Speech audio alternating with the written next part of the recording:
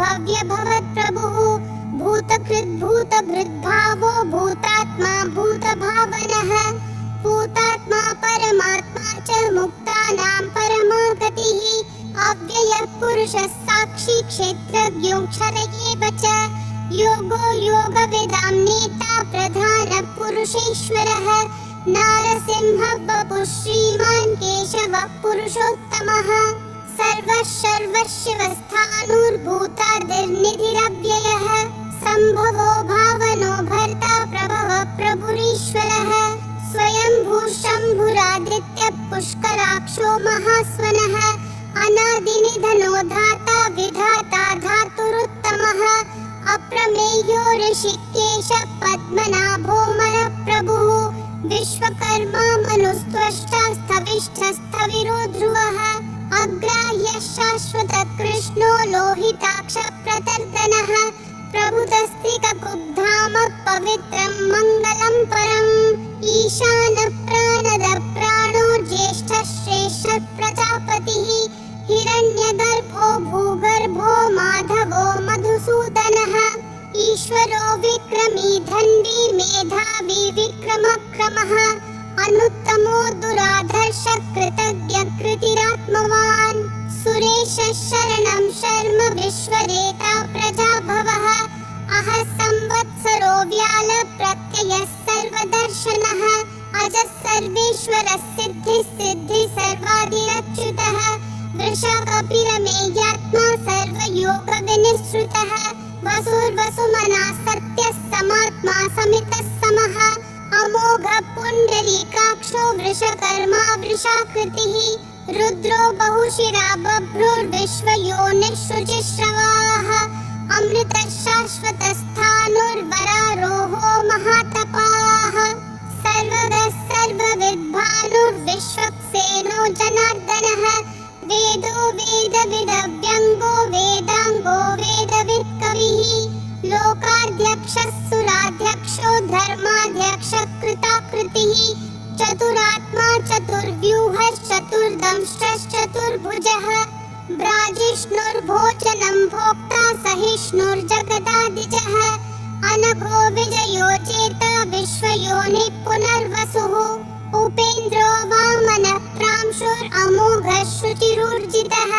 अतीन्द्रः सङ्ग्रहः सर्गो धृतात्मा नियमो यमः वेद्यो वैद्यः सदा योगी विरहा माधवो मधुः अतीन्द्रियो महामायो महोत्साहो महाबलः महाबुद्धिर्महावीर्यो महाशक्तिर्महाद्युतिः अनिर्देश्य वपुः श्रीमान् अमेयात्मा महादृक् महेश्वासो महीभर्ता श्रीनिवासः सतां गतिः अनिरुद्धः सुरानन्दो गोविन्दो गोविदाम्पतिः मरीचिर्दमनोहंसः सुपर्णो भुजगोत्तमः हिरण्यनाभः सुतपा पद्मनाभः प्रजापतिः अमृतः सर्वदृक्सिंहः सन्धाता सन्धिमान् स्थिरः अजो दुर्मशनः शास्ता विश्रुतात्मा सुरारिः गुरुर्गुरुतमो धामः सत्यः सत्यः पराक्रमः निमिषो निमिषस्रग्वी वाचस्पतिरुदारधीः अग्रनीर्ग्रामणी श्रीमान् न्यायो नेता समीरणः सहस्रमूर्धा विश्वात्मा सहस्राक्षः सहस्रपात् आवर्तनो निर्वृत्तात्मा संवृतः सम्प्रमर्दनः अहः संवर्तको वह्निरनिलो धरणीधरः सुप्रसादः प्रसन्नात्मा विश्वधृग्विश्वभृग्विभुः सत्कर्ता सत्कृतः साधुर्जह्नुर्नारायणो नरः असंख्येयो प्रमेयात्मा विशिष्टः शिष्टकृच्छुचिः सिद्धार्थः सिद्धसङ्कल्पः सिद्धिः सिद्धिसाधनः वृषाही वृषभो विष्णुर्वृषपर्वा वृषोदरः वर्धनो वर्धमानश्च विविक्तः श्रुतिसागरः सुभुजो दुर्धरो वाग्मी महेन्द्रो वसुदो वसुः नैकरूपो बृहद्रूपः शिपिविष्टः प्रकाशनः ओजस्तेजोद्युतिधरः प्रकाशात्मा प्रतापनः ऋद्धस्पतिः सुदष्टाक्षरो मन्त्रश्चन्द्रांशुर्भास्करद्युतिः अमृतांशुद्भवो भानुः शशबिन्दुः सुरेश्वरः औषधं जगतस्ते तु सत्यधर्मपराक्रमः भूतभव्यभवन्नाथ पवनः पावनो नलः कामः कामकृत्कान्तः कामप्रदः प्रभुः युगादिकृद्युगावर्तो नैकमायो महाशनः अदृश्यो व्यक्तरूपश्च सहस्रजिदनन्तजित् इष्टो विशिष्टशिष्टेश्च शिखण्डी नहुषो वृषः क्रोधः क्रोधकृत्कर्ता विश्वबाहुर्महीधरः अच्युत प्रदित प्राण प्राणदो वासवानुजः अपान्निधिरधिष्ठानम् अप्रमत्त प्रतिष्ठितः स्कन्द स्कन्दधरो धुर्यो वरदो वायुवाहनः वासुदेवो बृहद्भानुरादिदेवः पुरन्दरः अशोकस्तारणस्तारः शूरः शौरी जनेश्वरः अनुकूलः शतावर्तः पद्मी पद्मनिभीक्षणः पद्मनाभोरविन्दाक्षः पद्मगर्भः शरीरभृत् महर्दिरुद्धो वृद्धात्मा महाक्षो गरुडध्वजः अतुलः शरभो भीमः समयज्ञो हविर्हरिः सर्वलक्षणलक्षण्यो लक्ष्मीवान् समितिञ्जयः वृक्षरोहितो मार्गो हेतुर्दामोदरः सहः महीधरो महाभागो वेगवानमिताशनः उद्भवक्षोभणो देवक्षीगर्भः परमेश्वरः करणं कारणं कर्ता विकर्ता गहनो गुहः व्यवसायो व्ययस्थानः संस्थानस्थानदो ध्रुवः परर्धि परमस्पष्टः तुष्टः पुष्टः शुभेक्षणः रामो विरामो विरतो मार्गो नेयो नयोनयः विरशक्तिमतां श्रेष्ठा धर्मो धर्मविदुत्तमः वैकुण्ठः पुरुषः प्राणः प्राणदः प्रणवपृथुः हिरण्यगर्भः शत्रुघ्नो व्याप्तो वायुरधोक्षजः ऋतुः सुदर्शनः कालः परमेष्ठी परिग्रहः अग्रसंवत्सरो दक्षो विश्रामो विश्वदक्षिणः विस्तारस्थावरस्थानं प्रमाणं बीजमव्ययम् अर्थोऽनर्थो महाकोशो महाभोगो महाधनः अनिर्विण्णस्थविष्ठो भूर्धर्मयूपो महामखः नक्षत्रनेमिर्नक्षत्री क्षमक्षामः समीहनः यज्ञयुज्यो महेज्यश्च क्रतुः सत्रं सतां गतिः सर्वदर्शी विमुक्तात्मा सर्वज्ञो ज्ञानमुत्तमम् सुव्रतः सुमुखः सूक्ष्मः सुघोषः सुखदः सुहृत् मनोहरो जितक्रोधो वीरबाहुर्विदारणः स्वापनः स्ववशो व्यापी नैकात्मा नैककर्मकृत् वत्सरो वत्सलो वत्सी रत्नगर्भो धनेश्वरः धर्मकृद्धर्मी सदसक्षरमक्षरम् अविज्ञाता सहस्रांशूर्विधाता कृतलक्षणः गभस्तिनेमि सत्त्वस्तः सिंहो भूतमहेश्वरः आदिदेवो महादेवो देवेशो देवभृद्गुरुः उत्तरो गोपतिर्गोप्ता ज्ञानगम्यः पुरातनः शरीरभूतभृद्भोक्ता कपीन्द्रो भूरि दक्षिणः सोमपोमृतपः सोमः पुरुजित् पुरुषोत्तमः विनयोजय सत्यसन्धो दाशारः सात्वतां पतिः जीवो विनयिता साक्षी मुकुन्दो मृतविक्रमः अम्भो निधिरनन्तात्मा महोदधिशयोऽन्तकः अजो महार्ह स्वाभाव्यो जिता मित्रप्रमोदनः आनन्दो नन्दनो नन्दः सत्यधर्मात्रिविक्रमः महर्षि कपिलाचार्य कृतज्ञो मेदिनीपतिः त्रिपदस्त्रिदशाध्यक्षो महाशृङ्गकृतान्तकृत् महावराहो गोविन्दः सुषेणः कनकाङ्गदी गुह्यो गभीरो गहनो गुप्तश्चक्रगदाधरः वेधा स्वाङ्गोजितः कृष्णो दृढसङ्कर्षणोच्युतः वरुणो वारुणो वृक्षः पुष्कराक्षो महामनाः भगवान् भगहानन्दी वनमाली हलायुधः आदित्यो ज्योतिरादित्यः सहिष्णुर्गतिसत्तमः सुधन्वा खण्ड परशु शिवस्पृक् सर्वदृग्व्यासो वाचस्पतिरयोनिजः त्रिसामासामगः सामन्निर्वाणं भेषजं भिषक् सन्न्यासकृच्छमः शान्तो निष्ठा शान्तिपरायणम् शुभाङ्गः शान्तिदिसृष्टा कुमुदः कुवलेशयः गोहितो गोपतिर्गोप्ता वृषभाक्षो वृषप्रियः अनिवर्ति निवृत्तात्मा संक्षेप्ताक्षेमकृच्छिवः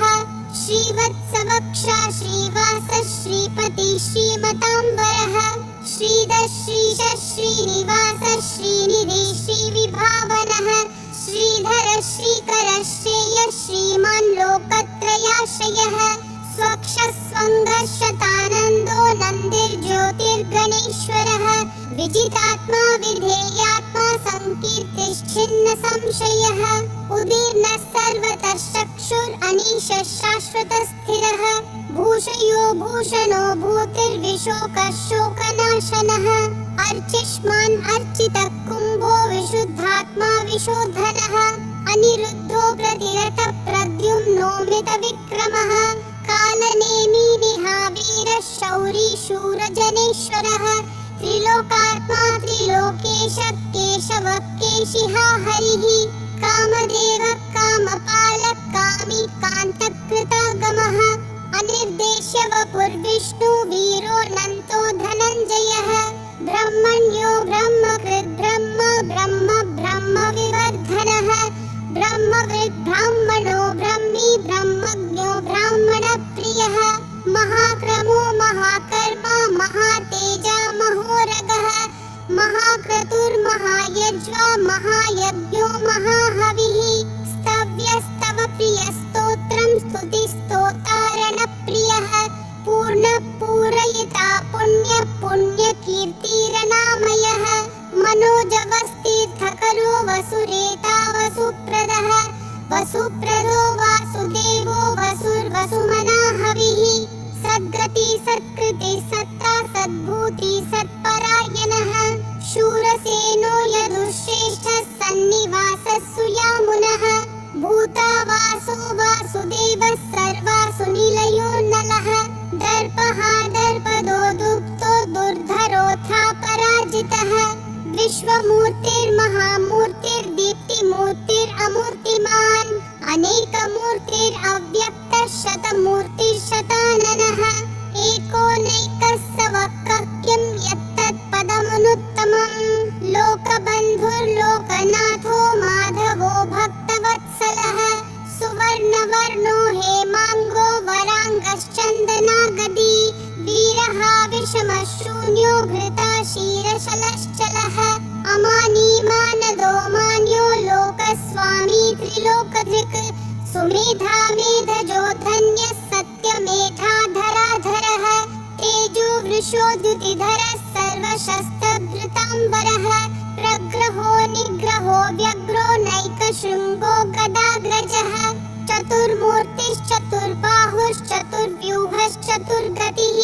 चतुरात्मा चतुर्भावश्चतुर्वेदविदेकपात् समवर्तो निवृत्तात्मा दुर्जयो दुरतिक्रमः दुर्लभो दुर्गमो दुर्गो दुरावासो दुरारिहा शुभाङ्गो लोकसारङ्गः सुतन्तुस्तन्तुवर्धनः इन्द्रकर्मा महाकर्मा कृतकर्मा कृतागमः उद्भवः सुन्दरः सुन्दो रत्ननाभः सुलोचनः अर्को वाजस्सनः शृङ्गी जयन्तः सर्वविजयी सुवर्णबिन्दुरक्षोभ्यः सर्ववागीश्वरेश्वरः महाहृदो महाकर्तो महाभूतो महानिधिः कुमुदः कुन्दरः कुन्दः पर्जन्यः पावनो निलः अमृताशोऽमृतवपुः सर्वज्ञः सर्वतोमुखः सुलभः सुवृतः सिद्धः शत्रुजिश्शत्रुतापनः न्यग्रोधोदुम्बरोऽश्वत्थश्चानुरान्ध्रनिषूदनः सहस्राची सप्तजिह्वा सप्तैधा सप्तवाहनः अमूर्तिरनघो चिन्त्यो भयकृद्भयनाशनः अनुर्बृहत्कृशस्थूलो गुणभृन्निर्गुणो महान् अधृतस्वधृतस्वास्य प्राग्वंशो वंशवर्धनः भारभृत् कथितो योगी योगिशः सर्वकामदः आश्रमः श्रमणः श्रामः सुपर्णो वायुवाहनः धनुर्धरो धनुर्वेदो दण्डो दमयिता दमः अपराजितः सर्वसहो नियता नियमो यमः सत्त्ववान् सात्विकः सत्यः सत्यधर्मपरायणः अभिप्राय प्रियार्होर्ह प्रियकृत् प्रीतिवर्धनः विहाय सगतिर्ज्योतिर्सुरुचिर्हुतभुग्विभुः रविर्विरोचनः सूर्यः सविता रविलोचनः अनन्तो हुतभुग्भोक्ता सुखदो नैकजोग्रजः अनिर्विण्णः सदा मर्षि लोकाधिष्ठानमद्भुतः सनातनतमः कपिलः कपिलव्ययः स्वस्तिदः स्वस्तिकृत् स्वस्ति स्वस्तिभुक् स्वस्ति दक्षिणः अरौद्रकुण्डली चक्री विक्रम्यूर्जितशासनः शब्दातिगः शब्दसः शिशिरः शर्वरीकरः अक्रूरपेशलो दक्षो दक्षिणक्षमिनाम्बरः विद्वत्तमो वीतभयः पुण्यश्रवणकीर्तनः उत्तारणो दुष्कृतिः पुण्यो दुःस्वप्ननाशनः वीरः रक्षणः सन्तो जीवनः पर्यवस्थितः अनन्तरूपोऽनन्तश्रीर्जितमन्युर्भयापहः चतुरक्षो गभीरात्मा विदिशो व्यादिशो दिशः अनादिर्भूर्भुवो लक्ष्मी सुवीरो रुचिराङ्गदः जननो जनजन्मादि भीमो भीमपराक्रमः आधारनिलयो धाता पुष्पहास प्रजागरः ऊर्ध्वगः सत्पथाचार प्राणद प्रणवपनः प्रमाणं प्राणनिलय प्राणभृत् प्राणजीवनः तत्त्वं तत्त्वविदेकात्मा जन्म मृत्युजरातिगः भूर्भुवः स्वस्तरुस्तारः सविता प्रापितामहः यज्ञो यज्ञपतिर्यज्वा यज्ञाङ्गो यज्ञवाहनः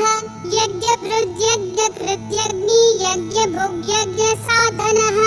यज्ञात् कृत् यज्ञगुह्यामन्नमन्नादयेव च आत्मयोनिः स्वयं जातो वैखानः सामगायनः देवकीनन्दनः सृष्टा क्षितीशः पापनाशनः शङ्खबृन्नन्दकी चक्री शाङ्गधन्वा गदाधरः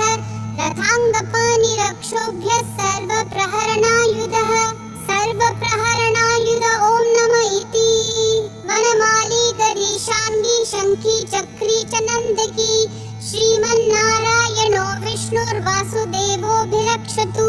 वनमाली गरीशाङ्गी शङ्खी चक्री च नन्दकी श्रीमन्नारायणो विष्णुर्वासुदेवोऽभिरक्षतु वनमाली गरीशाङ्गी शङ्खी चक्री च नन्दकी श्रीमन्नारायणो विष्णुर्वासुदेवोऽभिरक्षतु वासुदेवोऽभिरक्षतु ॐ नमः इति विश्वं विष्णुर्वषट्कारो भूतभव्यभवत्प्रभुः भूतकृत् भूतभृद्भावो भूतात्मा भूतभावनः भूतात्मा परमात्मा च मुक्तानां परमा गतिः अव्ययः पुरुषः साक्षी क्षेत्रज्ञोऽक्षर एव च योगो योगविदां नेता प्रधानः पुरुषेश्वरः नारसिंहः वपुः श्रीमान् केशवः पुरुषोत्तमः सर्वः सर्वशिवस्थाणुर्भूतादिर्निधिरव्ययः सम्भवो भावनो भर्ता प्रभवः प्रभुरीश्वरः स्वयंभू शम्भुरादित्यः पुष्कराक्षो महास्वनः अनादिनिधनो धाता विधाता धातुरुत्तमः अप्रमेयो ऋषिकेशः पद्मनाभोऽमरप्रभुः विश्वकर्मा मनुस्त्वष्टा स्थविष्ठस्थविरो ध्रुवः अग्राह्यः शाश्वतः कृष्णो लोहिताक्षप्रतर्दनः प्रभुतस्त्रिककुब्धाम पवित्रं मङ्गलं परम् ईशानः प्राणदः प्राणो ज्येष्ठः श्रेष्ठः प्रजापतिः हिरण्यगर्भो भूगर्भो माधवो मधुसूदनः ईश्वरो विक्रमी धन्वी मेधावी विक्रमक्रमः अनुत्तमो दुराधर्षः कृतज्ञः कृतिरा